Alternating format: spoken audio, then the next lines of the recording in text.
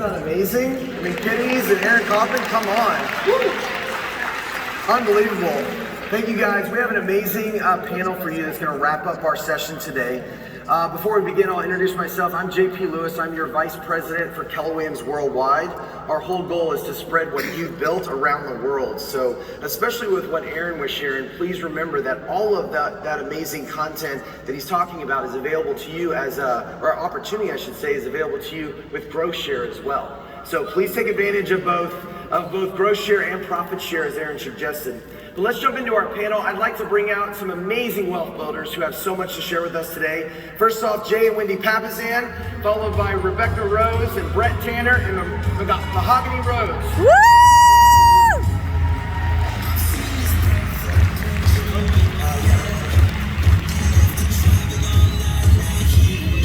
Go Mahogany! Awesome. We're gonna let you guys introduce yourself and then we'll jump into some questions. So let's start with you, Jay. Jay Papazan, I'm co-author of the books with Gary, and I serve as VP of Strategic Content at KWRI. I'm Wendy Papazan. I run the Papazan Properties Group in Austin, Texas, and I'm also one of the co-hosts of the Empire Building Podcast. I am Rebecca Rose. I am the Director of Strategy for KWRI. Prior MCA, always in my heart. I'm Brett Tanner. That's hard to follow. I'm Brett Tanner from Phoenix, Arizona. We operate in 5 markets, and we've been with Keller Williams since 2007. Hi, I'm Mahogany Rhodes. I'm the productivity coach for KW Inglewood in Los Angeles, California, Woo! and a member of First Atlanta. Yeah. Go Mahogany! We're going to jump right in and make the best use of our time. So we have an amazing group of experts here, and as we go through, it's going to be pretty clear if you don't know their story already, that it's really a huge opportunity for all of us to follow what they've been doing. And there's many opportunities like Empire Builders and Rebecca and Mark King's wealth building group that we should be engaging in as you guys hear what we're talking about. But let's start with Jay and Wendy. The first question is, how do you define wealth? So, we wrote about this in the Millionaire Real Estate Investor, and I think a couple of people have already presented some version of it, quoting Gary, but it's having the passive income to fund your mission in life without having to work. And it forces you, as that last quote that Aaron shows, like, you've got to figure out what your purpose is. Yeah. Or you'll never have enough money.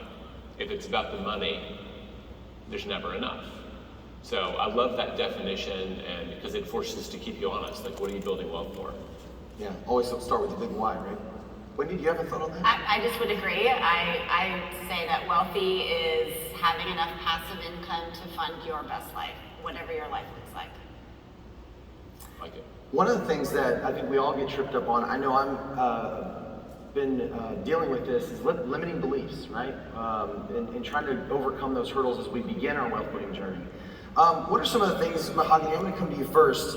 What are some of the things that people can do to overcome those limiting beliefs when they're beginning their wealth building journey? Okay, so being fully transparent, the first thing you need to do is get real with your relationship with money. What do you think about it, right? We talk so much with all these opportunities in Keller Williams about how you can build, but if you don't believe it anyway, it doesn't matter. So the first thing is really just start to look at how you view money. Start to change and look at it in a positive way. Then you can believe you deserve wealth. Yeah, respecting that we all come from a different place and we're taught different models about what money is and what it means to us. I love that. I think it's one of the most effective pieces of advice that I've ever heard about getting into a relationship with building wealth. You gotta start with, where do I think about it? What are the models that were taught to me? Absolutely. Rebecca, you and Mark put on this amazing wealth building group, and I know you hear a lot of amazing guests like Mahogany and others. What are some of the things that you think people can do to overcome limiting beliefs as they begin that journey? You know, I think one of the biggest ways to overcome a limiting belief is you have to find that person that's just a few steps ahead of you. It's really easy when you're looking at people that are way farther down a road than you, like in our keynote today. If I'm looking at the hill all alone, it looks impossible to take it, right? But if I'm looking at someone that's just a little bit closer to the hill, I can get to them. I can get to that where that person is. So I think overcoming those limiting beliefs, it's really helpful to start with that person that's just slightly down the road from you and see if you can get to where they are first. Love that. Jay, I want to come back to you real quick. What are some fundamental steps that someone can take to evaluate their current financial status and start an actual process to building wealth? So a lot of people want to start the journey, and the journey started for Wendy and I really with the first time we measured our net worth. And we wrote about this in the Millionaire Real Estate Investor, that wealth is measured in net worth, and that's adding up all the things you own, your assets, and then subtract all your liabilities, your debts, and whatever's left over, positive or negative, is your net worth. And I think if you know that baseline, you know where you're starting from. And a lot of people are terrified to do the math because they know they have debt and they don't want to see how big the hill might be the first time. They don't want to step on the scale. They don't want to step on the scale. That's a good way of putting it. Especially after the last 2 years. Yeah. Yeah, tell me about it. But I think it starts there, right? And the other one is on some level, and when we first were living together after marriage and sharing one bank account, figuring out how to live on your income. Yeah. Right? I mean, it's really hard to ever make progress in wealth building if you spend more than you make. Yeah. And it's like, it might be incredibly obvious, but like, that's just like the baseline habit, and kind of knowing where you're starting, that's the first measurement I want to get to. I wish I had time to share the story because Jay and Wendy were a huge part of my wealth building journey, and I want to just give you all permission to go in and be in a safe space where you can be vulnerable, because KW creates those opportunities for us, not only at Keller Williams Realty International, but also in our market centers, in our teams, in our regions. This is an opportunity for you to go in and go, what's a net worth? What is net worth? How do I build a net worth statement? And what's a balance sheet? These are all things that Jay, myself, and many others were given the gift of being taught. So just start. There is no dumb question to begin, right? So just lean into that step. Can I tell the story of Mo Anderson? Go ahead. I would love that, Jay. I'm going to eat up y'all's time. When I first started at Keller Williams in 2000, there were only 27 employees, and Mo Anderson, our vice chairman today, was the CEO. And every Wednesday at 8 a.m., we taught a class called Action Focused Training. Yep. And there were 27 different classes, and they were all different topics. I showed up as a new employee the day they taught the balance sheet for a business, how to read a balance sheet for one of our market centers. And a balance sheet is a net worth statement for a business. And I was the only student in the classroom. And when you talk about the generosity of our culture, the CEO walks in to imagine a room, not like this with a bunch of people, but one person sitting there who happens to write newsletters. Yeah. And she said, "Oh, are you the only one?" And I said, "It looks like it." And I'm expecting her to say, "Class dismissed, we'll reschedule." And she says, "Well, goody for you. Instead of a training class, we're gonna have a one-on-one coaching session." Wow.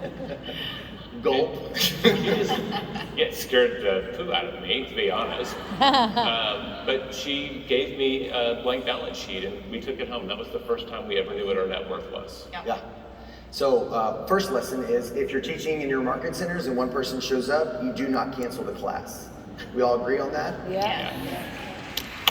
Second thing is you pay it forward, or get an accountability partner. We're going to talk about that more in a second, and start partnering up on learning this together. That one thing Mo Anderson did, that gift, turned into Jay teaching me, and then teaching many others in a wealth building group that he and many leaders started. And then now I've taught team members that are in worldwide, and many others. We have empire builders, thanks to what Wendy has learned from that one conversation.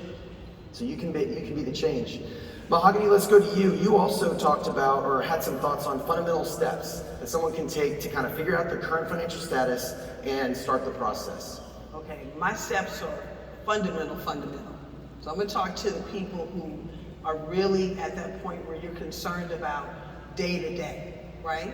We all talk about money every day, but there has to be a bridge going from surviving, thinking about money for survivor's sake, to thriving's sake. That's that bridge, right? So the first thing you have to do with my coach hat on is stop hiding from the numbers. If you know your bank account is negative, don't hide from it. Open it up and look at it. Meet it head on, right? That's the only way it gets better. Then that next step is small, incremental changes. I want to be like the empire builders, or like the Papazans, and own things, but the very first thing I did was instead of buying a massive steak dinner, when I did a closing, maybe I bought a piece of stock and something. I bought Tesla at $11.42. Right? Let's just start to do that, and then you start to grow, and then every Friday, whether I want to or not, I'm time blocked now. For 9 a.m., I have a wealth check-in. I just look and see what's going on, getting in that mindset of wealth and growth. Love that. Brett, I want to come to you on the next question. And if anyone's following Brett Tanner on social media, he's probably the person that's making you most envious of his journey in wealth building. And I won't say any more about it, but man, what an amazing result you're experiencing, you and your family are experiencing because of the journey you took. So let's talk specifically about goal setting. You have passion around setting goals for wealth building and actually tracking those. How do you do that? So I'm gonna back up, and I didn't always do it that way, right? I'm sitting in a room with Jay and Gary, probably around 2008 or 9, and Gary said, Brett, how can you tracking your net worth? And I kind of just paused, and he could tell that wasn't very often. And he said, if you're not doing it every single month at a minimum, you're not even in the game. So I agree, harsh, but fair, right? So I started tracking it. For me, the key was really getting daily and monthly awareness around it. So I started with tracking it monthly, but then I put a 30-year plan in place. Because I realized that if I started sprinting, I think I was going to flame out. And early on, when I was young, I wanted to have everything really, really quick, and I realized that just didn't work. And I realized I could really build a big life if I was willing to wait the time. So I put just the biggest number I could think of on a sheet of paper that was 30 years out, and then I actually did the math to figure out where would I need to be every single year to hit that 30-year plan. And I started off, the numbers weren't very exciting to plug in, right? You're plugging your net worth, it only takes like 4 seconds. You're like, well, that one, no, still small. Over time, though, I could see I only had to get to this point next year, and I could make those changes, and I could buy the stock, I could not spend the money, and I could not buy the car that I needed, but I could stock money away. And so for me, it was about figuring out that plan, and the second part of it was automating my money. There was a certain amount of money that I was spending every single month, my burn rate, and I deposit that amount of money every month into an account, and I automated the entire part of money. And so if I ever had to transfer more, it made me think about, maybe I need to change my spending. So I called it my wealth coordination account, which really wasn't really very wealthy at that point. But as that started growing and my income grew, my expenses really did change. So I had a lot more money to invest. And you bought a house and a house and another house and a house, and it kept going and growing and growing. But it all started with just that awareness around where did I want to be at some point in the future? And could I get to that next step next year? Love that. Jay, I hear a lot of the one thing in there, and I think we wrote a book on it, or you wrote a book on that. Would you add any thoughts to that about goal setting and tracking, specifically for wealth building? Well, I'll just point out that he was doing kind of goal setting to the now, working backwards. It sounds like in about 2008, which is pre the one thing, so kudos to you. That's really, really smart. When Wendy and I was doing all these interviews for the Millionaire Real Estate Investor, and it was such a gift because we had 120 conversations with real estate millionaires. And it just completely changed the way I looked at the world. And I remember coming home to Wendy and said, do you want to do this? And she said, yeah, let's try it. And I was like, what's net worth? Okay, fine. What's a millionaire? Let's do Yeah. it. Yeah. Sounds good. But we created a 10-year plan. And we just said, we figured it would take us 10 years to get there. And we just said, what would it take for us to acquire a property a year? And we felt like that would work. And we didn't quite work it backwards, but after the first year we did. And it was just, all we had to do now was focus on how do we save up for our first down payment. We weren't thinking about getting to 10 properties, we were thinking about getting to one down payment. It forced you to see just the next step on the hill, right? You didn't have to conquer the whole thing. So I love the idea of having a plan, tracking it. We updated it every month. And our whole goal every month was, could we save $1,500? If we could save $1,500, we had figured out we should be able to put a down payment on a rental property at the end of the year. And you get to the end of the year, and suddenly you have to do more. But at the end of the year, you're a year smarter. I'm looking at Brett, because like, you look up and you're like, if you look at the end, it freaks you out. You don't want to move because it's too big. But if you're just looking at the next step, you're like, okay, we can figure that out. And we weren't wealthy when we started our wealth building journey. I think I was making, $40,000 for the state of Texas, and Jay was making about the same at Keller Williams International, and our goal was to save $1,500 a month, and that was a stretch for us back then with the house payment, car payment, and all that. So I mean, it's not like we started big at all. Yeah. We didn't have a real estate license. We didn't have a license to do insider trading that almost all of you do in real estate.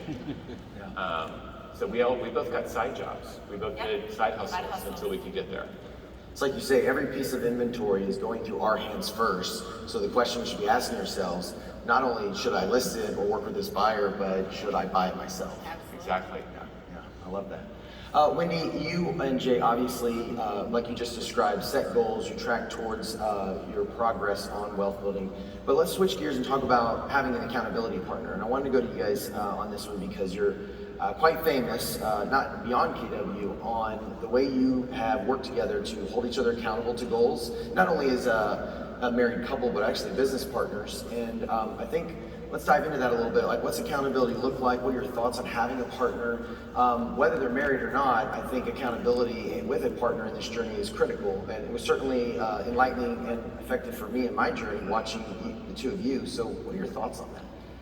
Well, I know for me, I always need people around me for accountability. So that conversation with the keynote speaker about the Hill really resonated with me. And self-accountability is one thing, but one of the reasons I built a team is for accountability. And early on in my real estate career, I was craving conversations around money. So I would have what I called millionaire mochas.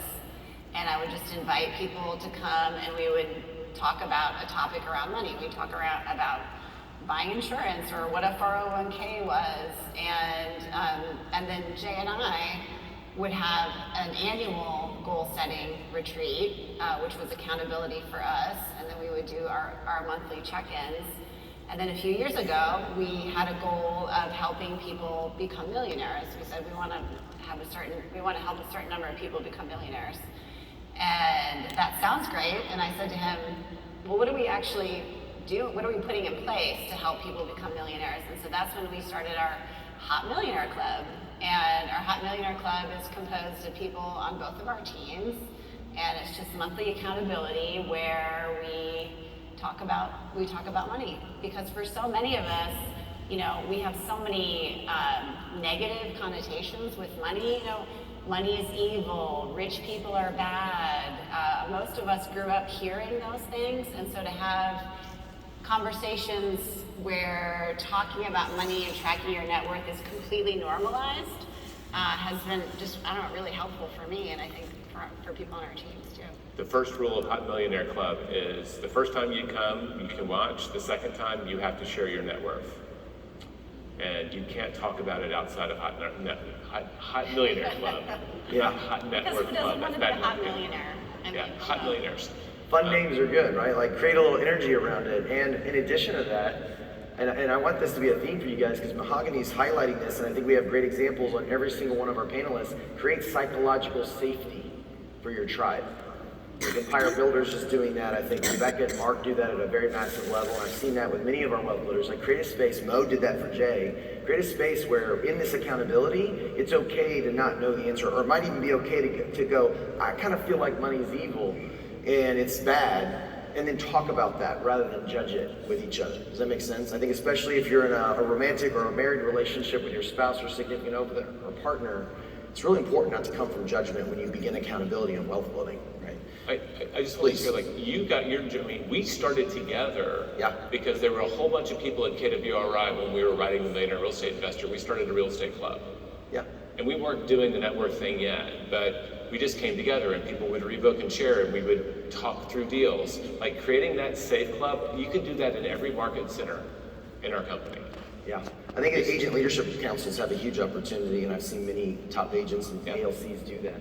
And I just want to, one more thing. And Please, sorry. no, go ahead. Because the word accountability is tough. I think we're all adults.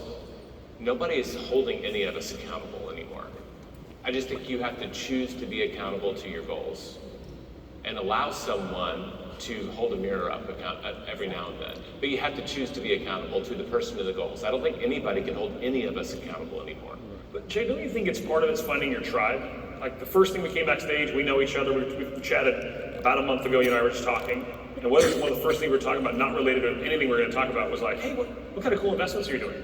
We walked back there, we were all talking about real estate investments, not related to this panel, but that's your tribe, right? Like when you connect about it, you find people that have the same goals and want the same things you do. I just think it makes the game so much more fun. Like that was when Wendy and I had a conversation. It was the first thing we talked about before we got into what we're actually supposed to talk. We actually had to get back on purpose about it because we got so lost in investing. So you just find your tribe and it becomes a really, really fun. Well, and I honestly think that's one of the most amazing things about Keller Williams is that you guys have all heard Gary say sometimes you have to hop on a plane to see your best friends.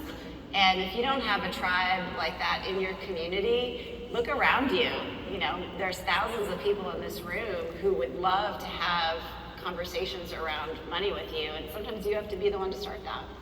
Well, and what are the kids saying now? I want to normalize. We need to normalize talking about money, because the more people don't talk about it, the more, and I'll go ahead and say it, the more that minorities and women aren't paid what they deserve to be paid, because they don't know what other people are getting paid.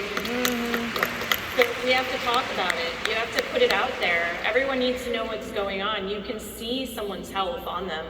You can't see their net worth. So when people talk about it more, it makes it more psychologically safe to bring those things up. But you know what, Rebecca? It's gone off the rails. Let me join in. That's what I do. When we talk about money, it's how you're talking about them. Go back to what you said about your children. One of the things, the work I had to do to get better with money was unlearn all the things I heard as a little kid. So I'm telling you now, I'm speaking for your children.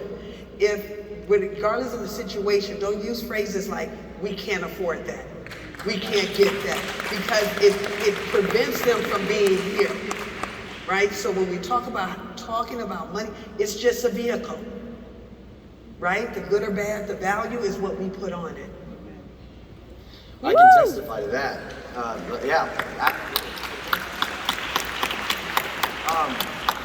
I can say, my spouse and I, my wonderful wife Jen, she comes from a totally different model for money, and I did, and I would always say, well, I don't know if we can afford that, I can't afford that, and she was a huge accountability partner to get me to stop saying that, especially in front of our kids, right? And so, but again, going back to what you said, you got to get honest about how you look at it, and then with your partner, come from a place using the amazing couples retreat that the One Thing team put out. That is actually the questions that changed it all for us, because the questions allow you to stop making judgment about somebody's view of money and actually start getting into curiosity about, well, how do you think about it? Well, then here's how I think about it. And instead of judging it, you sit on the same side of the table and you put it out in front of you and go, okay, how do we want to think about money, especially for our children or our family or other needs that we have? And you're a great example of that. If you haven't seen that, please watch Mahogany's video on Rebecca's call on Facebook. We'll give you how to sign up for that, but that video about your father and unlearning lessons is amazing. Let's keep going about some of the common characteristics. And speaking of the wealth building group that Rebecca does, you see a lot of people come on and off that call. What are some of the common characteristics you see in great wealth builders? You know, it's the same characteristic in a great real estate agent. It's the boring repetition of everyday tasks, sticking with it. Because like you were saying, it's far down the road. I can't lose 50 pounds in one day, and I'm not going to become a millionaire overnight unless I get super lucky and win the lottery. It's doing the same thing every day to build on that. It's doing a lot of intentional work to get your mind healthy so you can accept the fact that you deserve to be wealthy, and moving towards that, undoing stuff from your childhood, and really getting accountability partners. Mark goes through a whole 6 steps to wealth, and number 2 is who's your partner? Who's the person that's going to hold you accountable, and making sure that you have that person in your life. So I think that's it. You got to get boring, you got to get consistent, you got to get a partner, and you got to do the work to be healthy enough to believe you deserve wealth. Yeah, I love our keynote speaker, right? What snowflakes are we scanning for, especially around wealth, right? That's why it's important to start at the place that you suggested, Mahogany. Please go.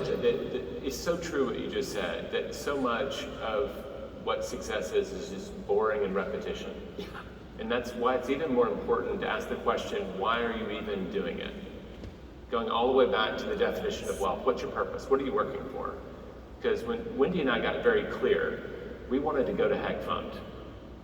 We thought if we could become millionaires and have $75,000 a year in passive income, we would never have to work for someone we didn't respect again. We wanted the freedom of choice. And that was when all of my friends are taking their profit share from our annual profit share and buying pickup trucks. And like, I'm driving like a stick shift Camry with a sagging seat. Like some of those choices are hard to do the right thing, but we just remind it like, no, this is where we're going. It's freedom. And if you know why, the boring actually gets very exciting, I think. It does, and it's just like what Mahogany said. What's making me buy this Tesla stock over go have that steak dinner? I know what I want at the end of the day, and mine is the same thing. I want freedom. I want to be able to do what I want to do when I want to do it. And when you're building that, not only is it boring, but you feel poor. I mean, Jay and I felt poor for a long time. We had a growing net worth, and yet you could never tell by the cars that we drove. And for those of you that are in real estate, that's hard. It's hard when you feel like you need to have a fantastic house and a fancy car to show your clients like the outward wealth. But I think it's Morgan Housel that said, people think that when you're a millionaire, you get to spend $1 million, but it's actually the opposite. Right? You're not spending $1 million, and that is a challenge. But then, when you get to the end of that, right, you get to be, like Jay said, you get to be financially free and literally do whatever you want to do.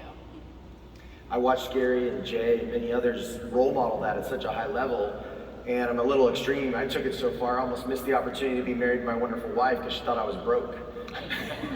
Honestly, the car I was driving, the home I happened to own, but I lived in with roommates because I was home hacking at the time. And you know, that was a sacrifice I would be willing to make, because that wasn't, thankfully she is the kind of person I want in my life, but if she wasn't that kind of a person, that would have been an okay thing to not work out if that's what she was looking for in her life. She did help you with your wardrobe though. She did help me with my wardrobe, yeah. It was necessary. There is a limit, so be careful with that. But Jay and Gary role model that very, very well, so I'd start with them and then look around. But yeah, thankfully she helped me out a lot. It was pretty bad, guys. So what are some of the common characteristics that you've seen, Wendy? You've got empire builders, you've got a tribe of amazing wealth builders, especially amazing female and women leaders in our company. What are some of the traits you see in great wealth builders? Well, I think you have to have delayed gratification, obviously, and then you have to be willing to spend less than you make. And I think that's really important, especially as we're building our real estate businesses. You know, the gift that Jay and I got is before I started in real estate, I was a stay-at-home mom making no money. And we decided that when I started in real estate that we would continue to live on one salary. And because of that, I was able to invest back into my business and help it grow. And I don't know if a lot of you guys think about your real estate business as an asset, but it can be a cash flowing asset for you so that you can look up one day. You know, I worked about 25 hours a week on my real estate business this past year, and that gives you the opportunity to spend that other time doing the things that bring you joy, right? So if you can delay the gratification, spend less money you make, invest in your business, you can look up, you know, in 5 years, 10 years, or whatever that looks like, and have an asset, right? So that you can do whatever you want. Well, it's like they've said from the beginning of time, Keller Williams University, right? Your business is your database. Yeah, it's everything. Can I just like highlight that? And we got a chance because we were a one income family and to make that switch. But everyone here probably just had, I hope, one of your best years. We had 6.1 million transactions, and the amount of GCI in this room last year, hopefully you got your unfair share of it. Why don't you just think about capping your lifestyle? Whatever you made last year is your salary for this year. And anything above that is now your business income. If you're spending 100% of the income from your business, you just have a job. Yeah. It's not an asset, it's a job. But the moment you cap your lifestyle, everything that becomes above it, now you have a choice. Do I reinvest in the business? Do I invest it in some Tesla? Or do we treat ourselves to a steak dinner? You get to do that every now and then. But that is the number one thing that everyone in this room could do, is just freeze your lifestyle for a period of time and invest the difference, either back in your business or into real estate or however you choose to build your wealth. It's like anytime we experience change, I've heard you say this about daylight savings time, right? You lose an hour, you gain an hour, like just keep getting up at the same time and go to the gym, right? Yeah. Brett. One of the things I see on the trade side of things is while you're getting ready and on your journey, why not increase your education intake dramatically? Like, I think everybody wants to do a deal today, but you could be running simulations on deals right now. It doesn't cost anything to run out of cap rate. Right? So go in there and find your niche and know more about it than anybody else. If you're going to invest in something new, I think some people want to go in blind. The common trait I see from the people that are really, really wealthy, they know more about that particular investment than almost anyone else, right? Before they go in. Before, right? And today there's, fantastic podcasts, books, training. So get knowledgeable. Again, it doesn't cost anything to run the cap rate before you buy. Let's keep continuing there, Brett. Like, I know you're passionate about the strategies that have been instrumental for you in actually engaging in the process of wealth building, like budgeting, investing, saving, etc. What are some of the things that you would share with our audience that are critical or have been instrumental for you, the specific strategies or tactics even? Yeah, so I started off, I think everyone in here has the most unfair advantage because you're residential real estate agents, right? So your deal flow, I was like, where does your deal flow come from? My deal flow comes from my team. Right, we're out there talking to buyers and sellers. So that's where my deal flow came in. The thing I always looked at most was I wanted to try to buy a home. I didn't want to list it. I kind of fell into this business backwards. So I was flipping homes and investing before I was an agent. So when I went into a listing, I was like, I want to buy this. Okay, I can't buy it. All right, I'll list it. Right, but I kind of went everybody said list to last. I was actually trying to list the home last. I wanted to buy it, and I wanted to do a bunch of other stuff with it first, and I wanted to flip it, or I wanted to make money more than the 6% and the 6% commission, or whatever the standard commission is. I wanted that to be my default, not my only way out. And so that led to a bunch of other things along real estate, and today we invest in notes and lending and a bunch of other things, but it started with just the deal flow that I had. I love that. I kind of want to rapid fire this, but look, Wendy, let's start. Well, I just was going to ask, who here has gone on a listing appointment and thought, wow, this would be a great investment property, and then done absolutely nothing about it? Yeah. It's like you were saying at the beginning, right? Change our thinking. What are we scanning for? We should be just switching that one thing to say we're scanning for opportunities to buy investment properties. That's obviously a first critical place where we can invest. Open to everybody, and we'll kind of rapid fire. What are some other areas tap in on this to because build you want wealth? to keep it basic, keep it real, realtor. So to get to the point to be able to think about, investing and purchasing the properties we come again, let's talk about the discipline you put in place. I'm gonna keep it real simple. Remember, I started with the zeros that I didn't want to look at. What if today you just made a commitment to yourself, like every time I get a $5 bill, I cannot spend it. Let me tell you what that looks like. If I have a $100 bill and someone gives me all $5, guess what? I'm out of money, if that's all I had. It seemed really silly when a friend, talk about a tribe, my sorority sisters, we had that challenge, so we wouldn't end up worrying about money when we went to conventions, convinced me, just do it, just do it. Over time, the habit started. Then when opportunity showed up, everyone likes my Tesla story, it was really just about thinking about next steps, thinking about the future. I can now think about things like purchasing a property or partnering or doing other things because I had to not only relearn, I had to start behavior that's in alignment with wealth. Like budget. Budget is a 4-letter word with extra letters. You're here on the podcast. Didn't like it, but you have to do it. It doesn't mean you have to have a boring life, but you have to be mindful. Life is twofold, to be enjoyed right now, un poquito, a little bit, but save some for later. Like I plan to be very sexy at 90. Living my life, I need money. That's what it is. Here, here. Any other real high level and very fast? We got real estate investing, everything Brett was listing out. Any others that you guys would recommend they explore in terms of wealth building and beginning the journey, strategies or tactics? One of the first things we did, I like to know a lot before I take action. That's how I manage risk. Get educated. I want to go get educated. And ironically, for an introvert, I like to go ask people. Like, who are people that know more than I do? I think that's just, I'm stingy with time, and that's a fast way to learn a lot. And I just say, like, pick a way that you can get educated that you will enjoy. If you enjoy reading books, great, read books. If you want to listen to them, listen to them. But some of the best education we got was before your Millionaire Mochas, we did Millionaire Meals. We'd like to entertain. We'd like to have people over to our house. We'd get everybody bring a bottle of wine, we'd make some food, and we just said, we're gonna talk about money. And it was crazy. So many people working at the state review, like I had no idea. I was like, oh yeah, I kept my condo from college. We've been renting it for years.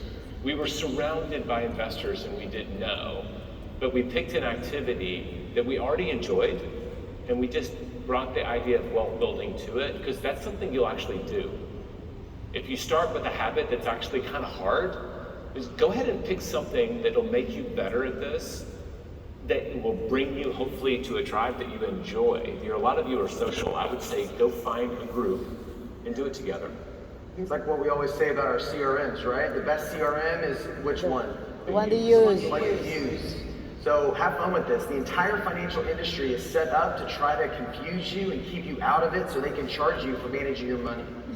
Just break through that, again, with partners that create psychological safety, and just start having conversations, whether it's coffee. You did coffee very purposely with people for, I think, years now, every week, and that was probably part of your way of doing it. I like to read because I hate asking questions that make me sound dumb, so I just have to read like you in order to go and actually talk to somebody about it. But other thoughts? Jay, Yeah. let me say this, I would be remiss, and I think this is a passion for you. Aside from everything else everyone has talked about, we have the greatest opportunity in this company, profit share. Oh, yeah. We're playing. You know, it wasn't cheap to get here, so clearly everyone in this audience feels value from their experience with Keller Williams. All you have to do is can you hear me? All you have to do is share that. And actually, a lot of what I do with investment is the profit share that I get. Take advantage of, we are the greatest company, it has all these tools, and it costs you nothing to make that investment in time. So you can do all these other things. All right, we're gonna have a last question. You might grab your mic, I think it slipped down a little bit. Last question, we've only got 2 minutes left. Jay, I'm gonna start with you, we're gonna go all the way down. In what ways has wealth building positively impacted other aspects of your life? Your family, business, career, physical health, things like that? I mean, I was a French English major. If I can figure this out, you can all figure it out. I avoided every business class, right? I skipped math class, I took philosophy instead, right? So it gives you confidence, and as you start to make progress on your journey, long before you become financially free, the knowledge that if you just keep doing what you've already learned to do will get you there. Time is magic. It gives you confidence and freedom. Freedom of mind and freedom from stress. That's been great. Well, for me, it's the ability to really do things for others and then to run towards the things that I'm passionate about. So I had to pay my way through college, and so I'm pleased to think that I can help my children get the college education that they want. I have family members that didn't save for retirement, and I can help them in their retirement. I have a sister who's on disability, and so I get to be able to help her. And then, like I said before, you guys have the greatest opportunity in the world to build your real estate business like an asset.